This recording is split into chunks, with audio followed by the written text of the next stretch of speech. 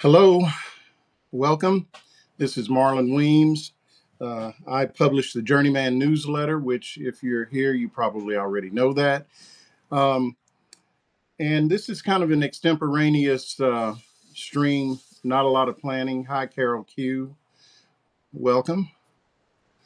Um, and if you see me staring over here, I'm actually looking at my my television, which is set on Bloomberg. And just as I was about to hit the button to go live, which I'm doing on my phone, um,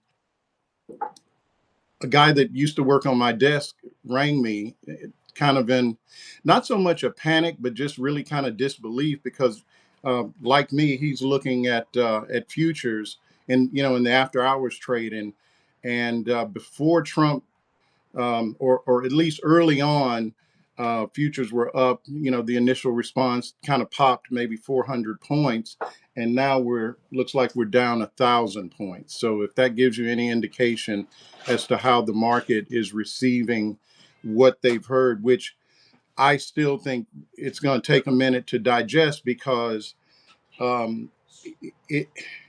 Look, I've been doing this for a minute. I mean, I've been out of the business since what I guess about 10 years, 10 or 12 years now, but still, I spent a lot of time listening to, these kind of announcements. And I've I have never heard anything this crazy, um, really ever. What Trump, just to kind of level set, what Trump has done, as best as I can tell, is he has put um, a 10% tariff on every country on earth, it appears. And I was looking at just the list. I mean, we're talking about little bitty islands and, places I never heard of. And I have to double check this, but just to give you an idea of just the lunacy of this, there's a 10% tariff, and I should have written it down, on an island, and there's no people on the island. It's just penguins. So I guess the penguins have to pay up. So it's just really an ill-conceived.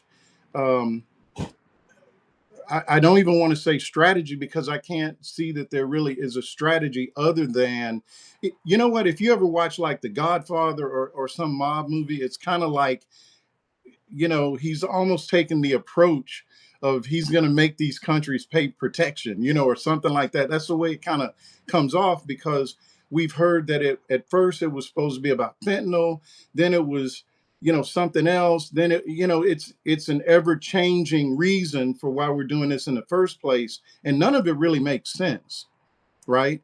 Um, what we haven't heard is there was really no real conversation. Well, yeah, Carol, it is a strategy called dictatorship. I mean, but I think it's a little bit more than that. Um, I think it's maybe one of those all of the above kind of things, but it feels like a couple of things are going on, and I'll try to stay on. I'll try not to skip around too much, but for one thing, it's Trump likes to have a cudgel that he can use, whatever it might be.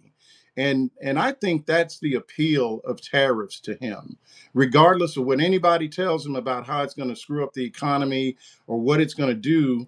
I bet what you're going to see is, I think there's a level of it, Quintessa, that is a distraction, but I think it's even deeper than that because what what you're going to see is this.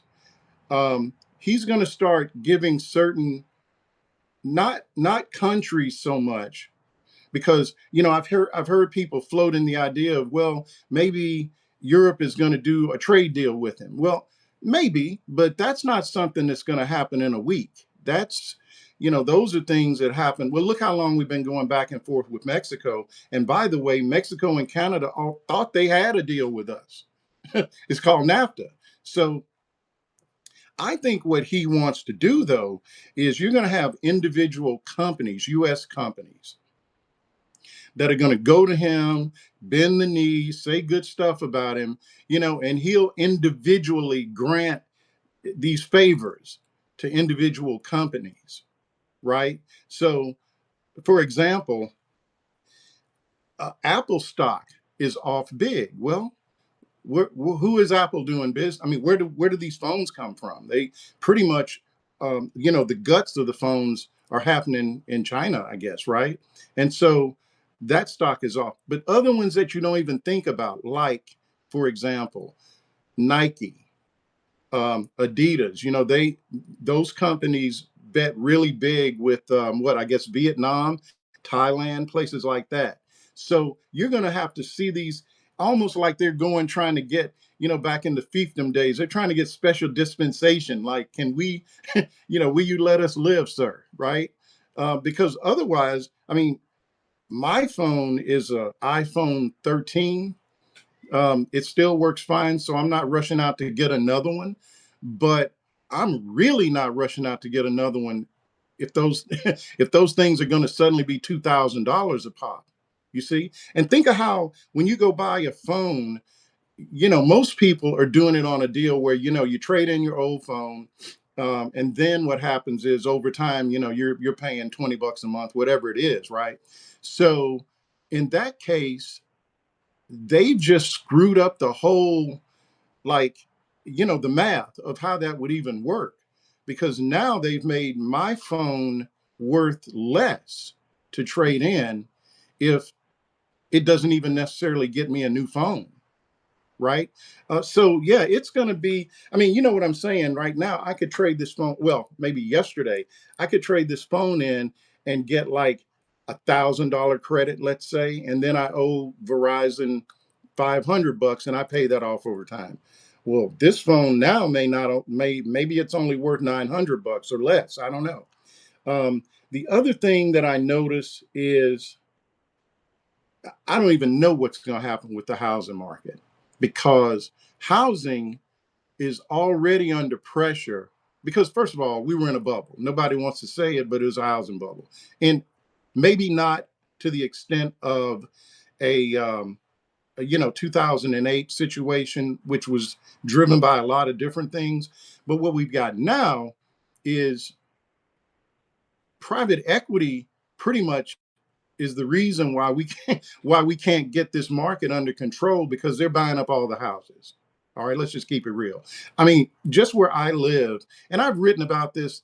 By the way, if you're not subscribers, please think about subscribing.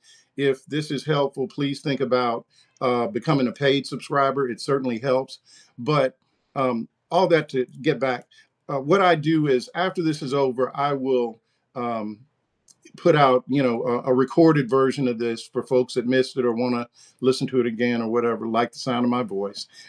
And I also try to put, little notes in there, different articles or things that I've written that kind of relate to to the conversation. So, I mean, um, just we import a ton of lumber. John H mentions it. Lumber prices are going to go through the roof, but not just that. Think about these marble countertops and these ceramic tile floors, all that kind of the really upscale stuff that that's pretty much normal now, and not just houses, but even in apartments, right? All that stuff, a lot of it is imported. I mean, a large percentage of those things are not produced in America. So he's got it in his mind that he's just going to wave a magic wand and everybody's just going to flood back to America. Um, that may well happen. However, really, Marty, copper wiring. I mean, the list is so long, we can't even look. A few weeks ago, I posted a piece talking about China, and it was a shock to me when I first sort of ran across the numbers in terms of just China is essentially the factory for the world, right? I mean, they are number one in everything from shipbuilding to drone production, auto production, just all of these different areas, right? So the idea that suddenly we're going to be number one, again, might happen, but probably not in my lifetime. And certainly you're not going to see companies just fold up operations in other places and just come back to America. Now, with that said, what you probably will see is some extent of companies maybe that were planning on doing something anyway. Maybe they figure a way to do it in the U.S. Companies that have some excess capacity, in their existing plants here in the United States, maybe they direct, some of their growth there. But um, well, you saw like when Trump was president before, I forget the company, like a Chinese company, up in, I don't know, Indiana, Wisconsin, somewhere up north. They're going to build this big factory and we're still waiting on it. That was 10 years ago. So those things are just not the kind of things that just happen overnight. And it's certainly not something that you um, can just hammer somebody into, because at the end of the day, these corporations are in it for the money. So here's another way to think about it. Let's just say some big company, I don't know, let's say Nike brings their shoe production from wherever it is, China, or I'm sorry, Thailand, Vietnam, I think. If it comes here, it's not going to be a high paying job situation. A lot of it is going to be automated. And what's not, they're going to figure out how to do it in such a way that they don't lose money. I mean, the reason they're where they are is because it's expensive to operate here, because corporations don't want to pay people at the end of the day. I mean, they don't mind paying people at the top, of course, but I mean, the workers who actually produce the value, we all know, do not get paid. So yeah, I mean, people are just sort of popping stuff into the comments, and some of it we've already kind of hit. I mean, Apple phones. Um, Now, something that was interesting that I noticed, and again, it's only been just a couple of hours, but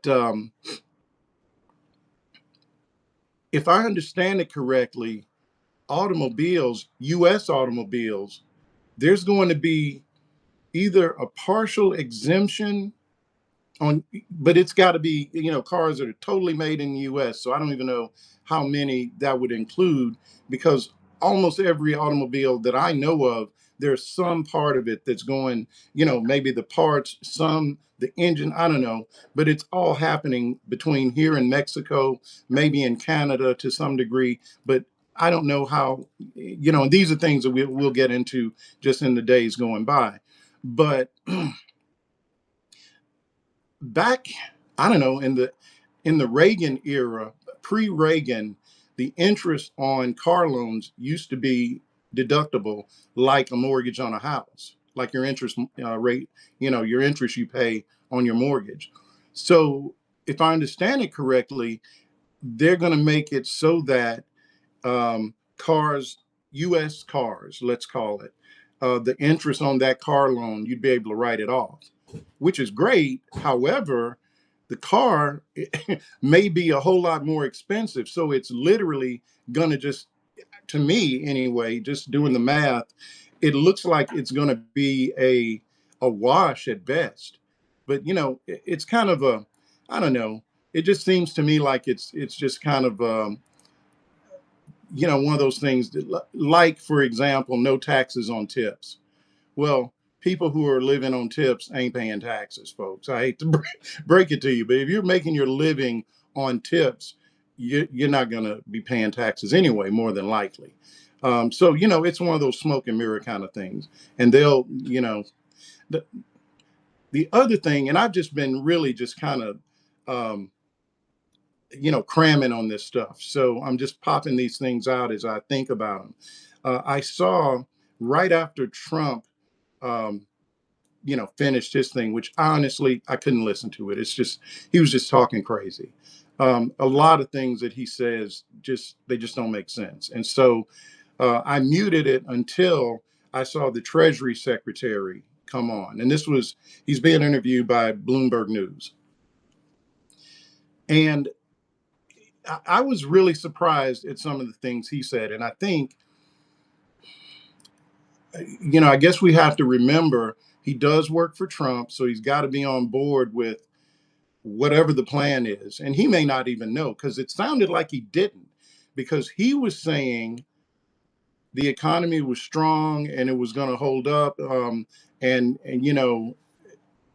we're going to be okay. But at the same time, he's saying that, I'm thinking, well, shit, Trump's been saying the economy is awful for like 2 years. So, the two things don't add up. The other thing that's interesting is they're trying to also, justify this as raising revenue for um, reconciliation, to offset reconciliation, which is bullshit.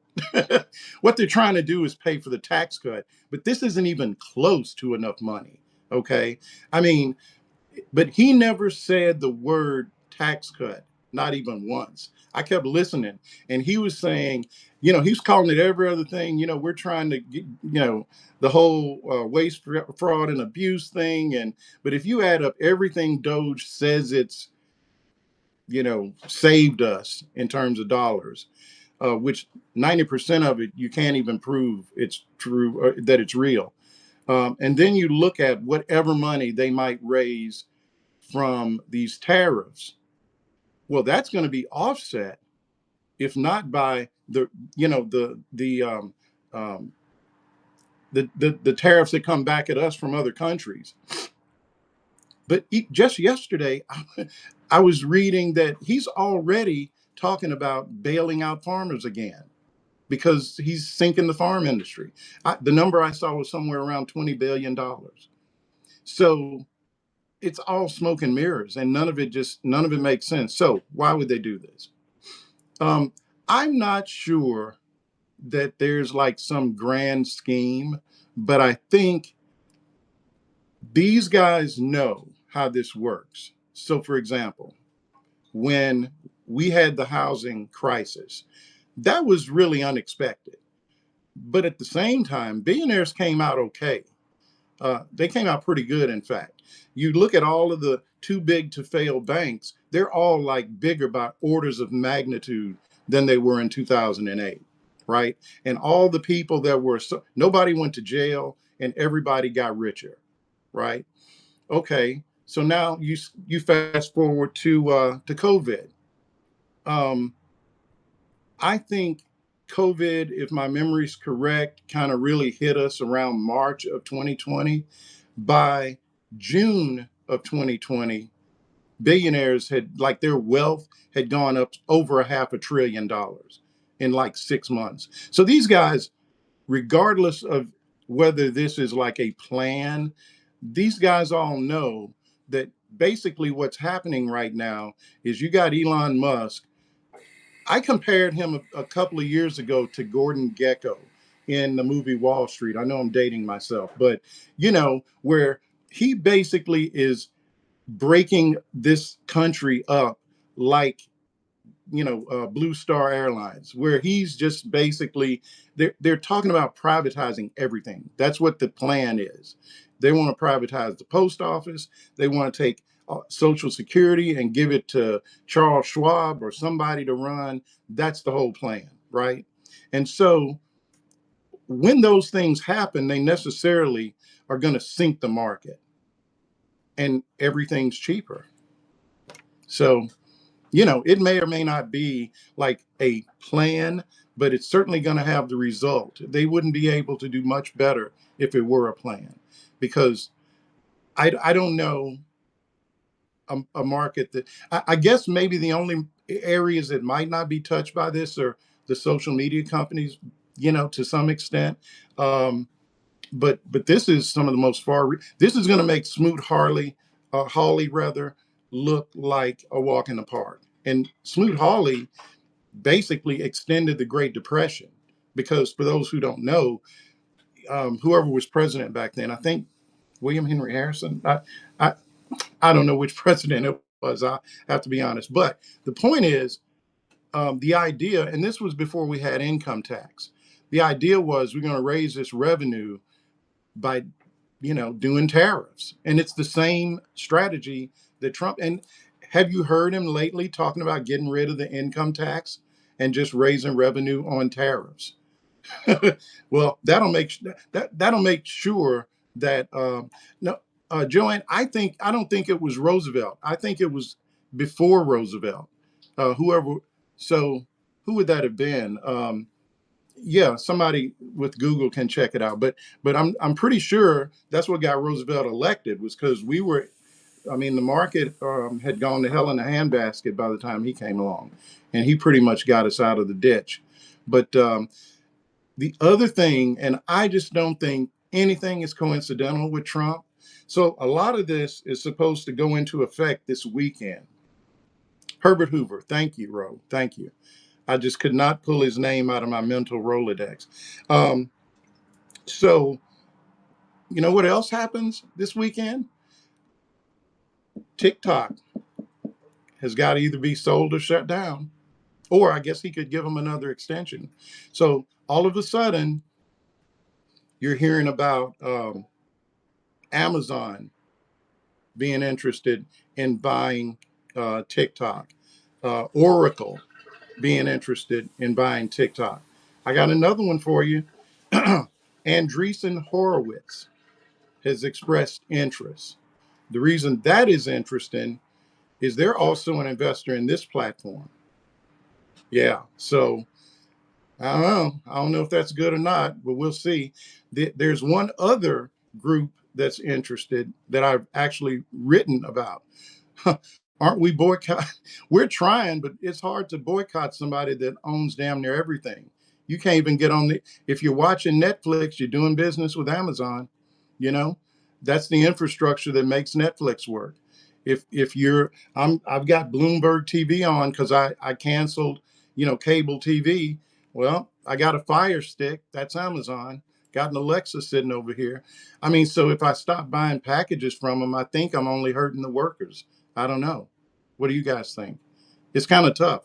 That's another problem, though. What we've done is we've allowed these companies rather to take out all their competition. So what you have is these mega conglomerates that own every aspect of everything that you do. So you can't really get away from them. So good for you, Stanley. I mean, it's just it's difficult. I mean, I protest by I don't go to Walmart if I can help it, but I'm on an island 20 miles away from the nearest city, and it's kind of tough. But I shop at Food Lion, which they're not Walmart, but nobody's perfect.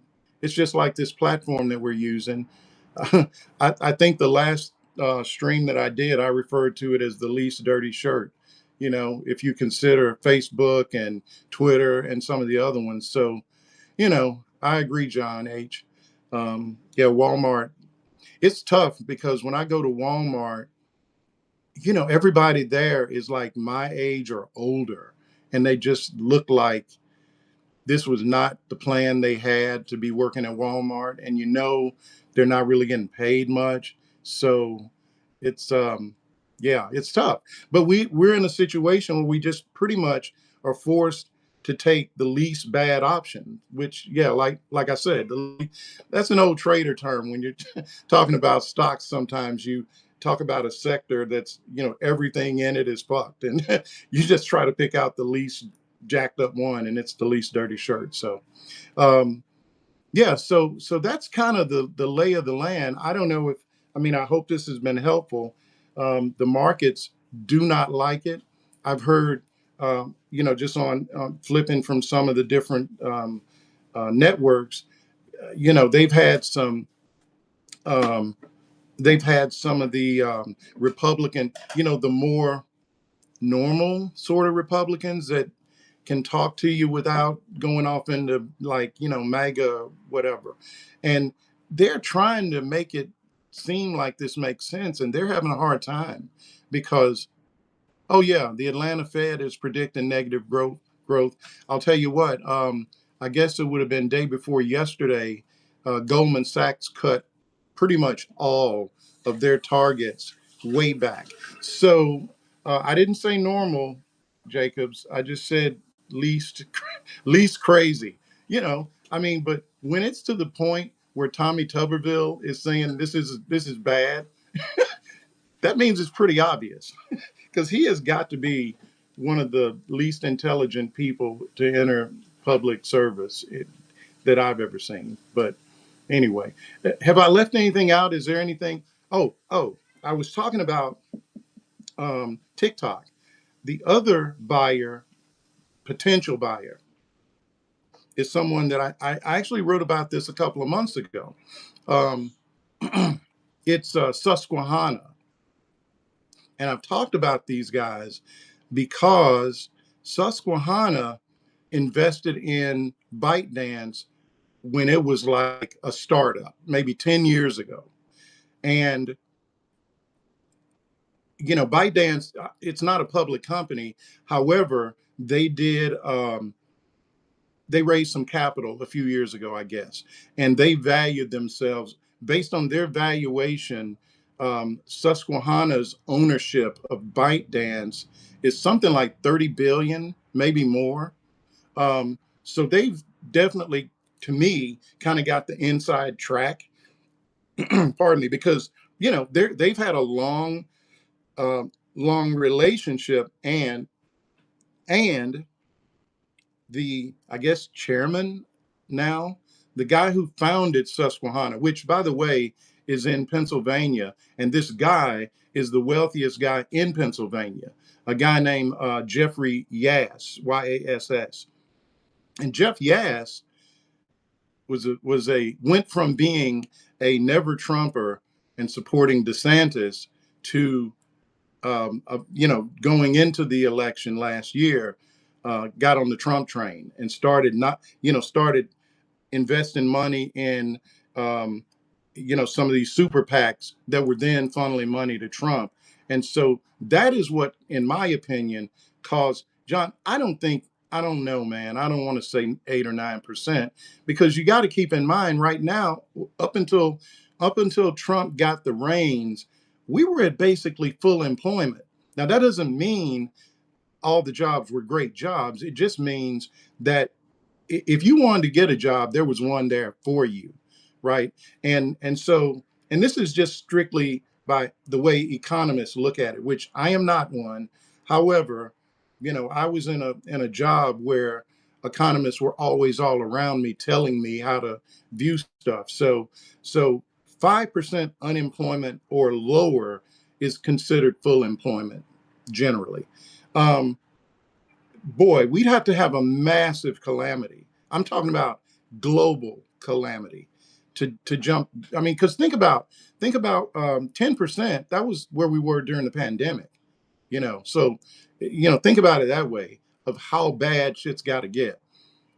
Yeah, Stanley, you're right. I mean, that's exactly what it was. Yass and his wife, and I wrote about this because the thing that was interesting, and this is all out in the open. It's not really secret information, but the Club for Growth and Yass invited Trump to speak. I want to say it was a year ago, March, and when a week later, he had totally flipped his whole position on TikTok.